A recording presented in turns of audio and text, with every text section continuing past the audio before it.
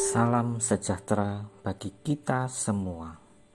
Saudara-saudara terkasih, hari ini saya akan membacakan renungan dari Monsinyur Hadi Sumarta Okarem, Uskup Emeritus Keuskupan Sorong, Manokwari. Injil Hari Raya Paskah hari ini, Yohanes ingin menceritakan berita tentang kebangkitan Yesus yang merupakan puncak kabar gembira tentang perubahan total keadaan nasib umat manusia yang sungguh menggembirakan. Dengan kebangkitan Yesus, terjadilah perubahan total di dalam kehidupan kita sebagai manusia. Diri pribadi Yesus, baik sebelum kematian maupun sesudah kebangkitannya, tidak berubah dan tetap satu dan sama, walaupun keadaan dan sifat keberadaannya berubah, seperti yang diceritakan dalam Injil kepada kita. Saudara-saudara terkasih, dari keempat Injil, yaitu karangan Markus, Matius, Lukas, dan Yohanes, semuanya memberitakan kebangkitan Yesus dalam bentuk yang bervariasi. Namun isinya yang baku adalah sama, yaitu bahwa Yesus sungguh telah bangkit. Berkat kebangkitan Yesus, keberadaan kita sebagai umat manusia telah berubah total secara mengagumkan. Kita semua tetap manusia seperti adanya. Yesus pun adalah tetap anak Maria dari Nazaret, seperti kita sebagai manusia. Tetapi sesudah mengalami kematian, ia bangkit dan menampakkan diri kepada murid-muridnya. Bahkan ia pernah minta kepada Rasul Thomas yang tidak percaya kepada kebangkitannya, supaya dia menaruh jarinya pada luka di lambungnya yang ditusuk dengan tombak. Yesus sebagai pribadi tetap satu dan sama, tetapi sesudah bangkit, ia tampil dalam keberadaan atau kehadirannya yang berbeda. Berita Paskah menyadarkan kita bahwa Yesus Kristus yang satu dan sama tetap hadir dalam bentuk keberadaan dan kehadirannya yang berlainan. Itulah pesan yang disampaikan kepada kita dalam perayaan Paskah, yaitu bahwa hidup kita pun seperti hidup Kristus sendiri yang berkat kebangkitannya akan mengalami suatu transformasi atau perubahan total. Seperti Yesus, kita pun akan mati, namun juga bangkit kembali. Berkat penebusan Kristus lewat kematian dan kebangkitannya, hidup kita sebagai orang Kristiani yang semula hanya bersifat manusiawi duniawi, diubah menjadi hidup ilahi surgawi. Dan hal itu menurut iman kita adalah sungguh benar, walaupun kenyataannya dalam hidup kita sekarang belum terwujud seutuhnya.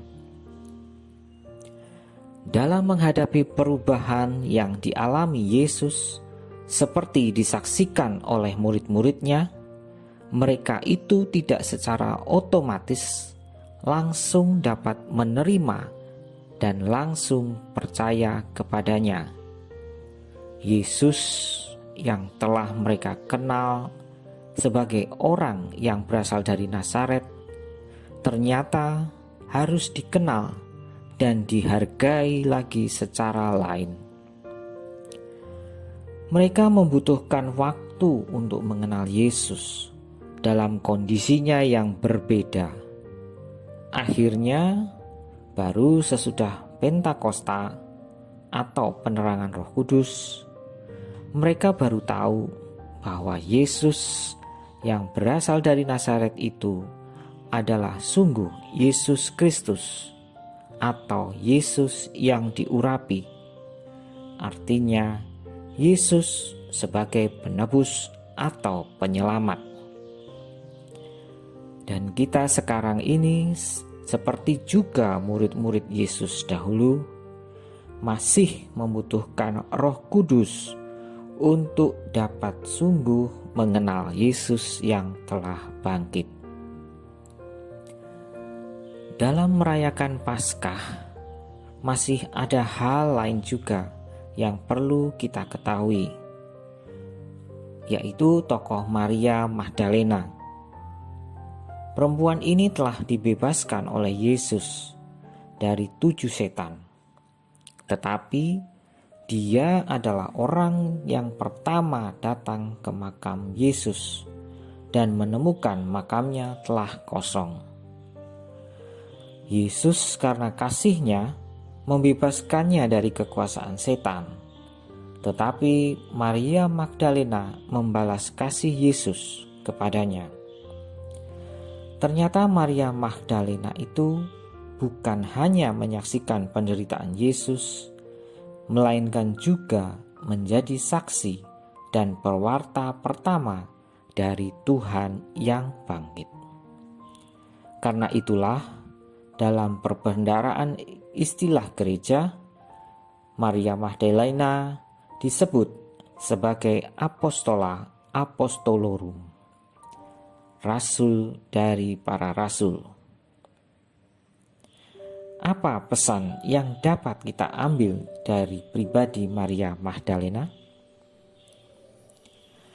Di dalam Injil kita diberitahu bahwa di balik seluruh peristiwa kematian dan kebangkitan Yesus, Maria Magdalena memainkan suatu peranan luar biasa, yaitu peranan kasih, penderitaan, wafat, dan kebangkitan Yesus adalah ungkapan kasih Yesus yang luar biasa.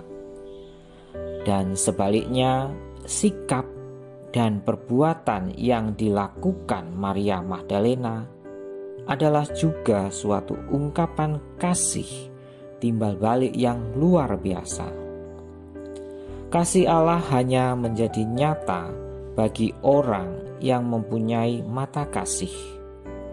Maria Magdalena adalah teladan orang yang mempunyai mata kasih.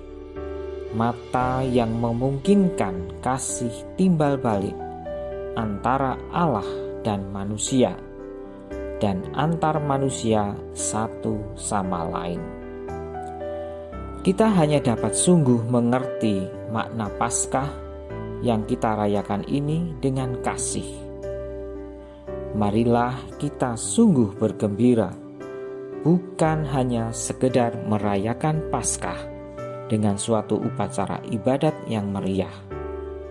Marilah kita berterima kasih kepada Allah, mohon kepadanya agar Ia sudi membuka mata dan hati kita seperti hati Maria Magdalena, sehingga kita mampu melihat dan merasakan kasih-Nya yang luar biasa kepada kita, seperti yang dilaksanakannya dalam diri Yesus Kristus.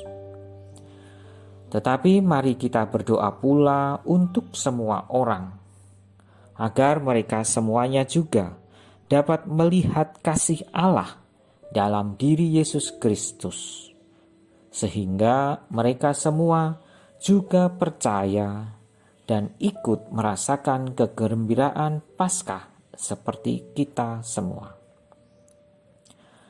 Paus Fransiskus pada hari Kamis Putih pernah membasuh kaki 12 orang, 8 laki-laki dan 4 perempuan.